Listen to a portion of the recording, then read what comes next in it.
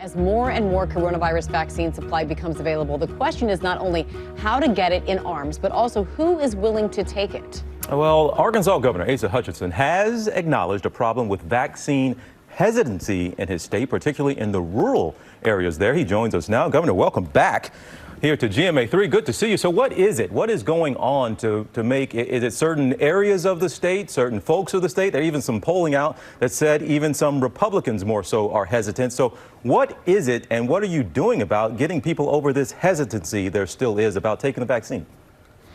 Well, there is, and we're going through a comprehensive education campaign in Arkansas. Part of it is marketing, part of it is using the medical professionals to talk about the safety of the vaccine and how important it is.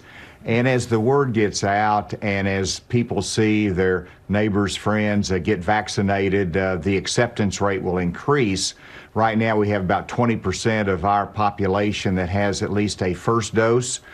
We want to increase that, do better. We've opened it up to all of the three different phases, and so we're really trying to accelerate it.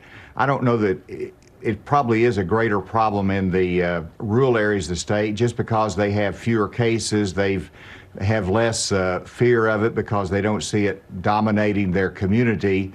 And so there's a little bit of hesitancy there. We hope that we can overcome that and increase those numbers. Governor Hutchinson, as you're getting more and more people in your state vaccinated, you have said that you will reevaluate your state's mask mandate. My question is, why not keep that mask mandate going while people are still being vaccinated to achieve that herd immunity and follow the recommendations of the CDC and scientists like Dr. Anthony Fauci?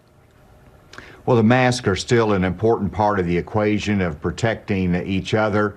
I continue to wear a mask when you can't socially distance. And I set a criteria, which was if you get to a certain level and reducing hospitalizations and positivity rate, then you've got to give people hope that they understand that at least the mandate is going to come off, even though when you're in close proximity, whenever you're not in a group that's been vaccinated, you ought to be wearing that mask. And so we're looking at whether we can convert the mandate to a guideline. We didn't do it immediately. We set a goal for everyone, and people need hope. Right now, the vaccines are giving people hope. The fact that our cases are down give people hope that we're going to be able to return to a more normal life.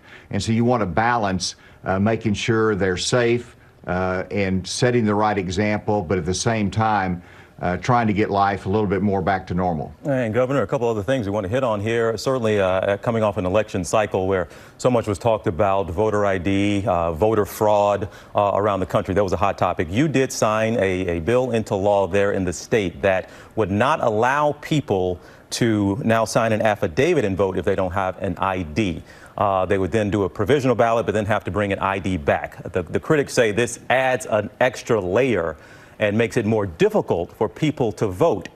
You tell me why you thought that was okay to move forward with, and is there some evidence there of voter fraud that was going on that pushed you towards going ahead and signing this?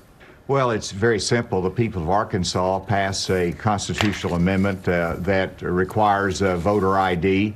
It does have some exceptions in there.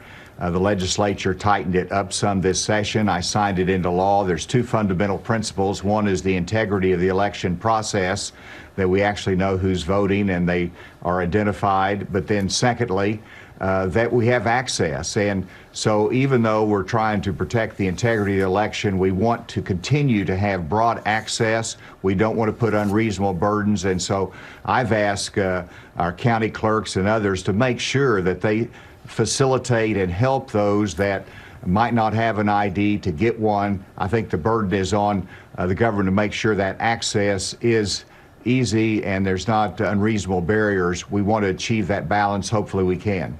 Governor Hutchinson, last week you signed an abortion bill into law that bans, actually supports, bans all abortions except to protect the life of the mother. It does not include exceptions for rape and incest. How comfortable are you that that exception was not made? And is your ultimate goal to set the stage for the Supreme Court to overturn Roe v. Wade?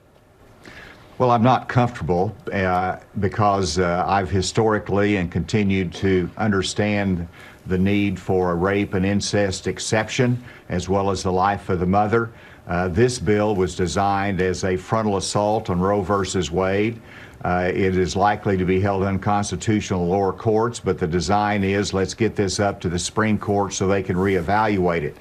I would have preferred those exceptions in there, but we'll see if the Supreme Court accepts this case, and we can see where it goes from there. But whenever you're going through a legislative session, the governor doesn't always get to design the specific piece of legislation, and it's not a perfect bill that comes to you, but I'm pro-life.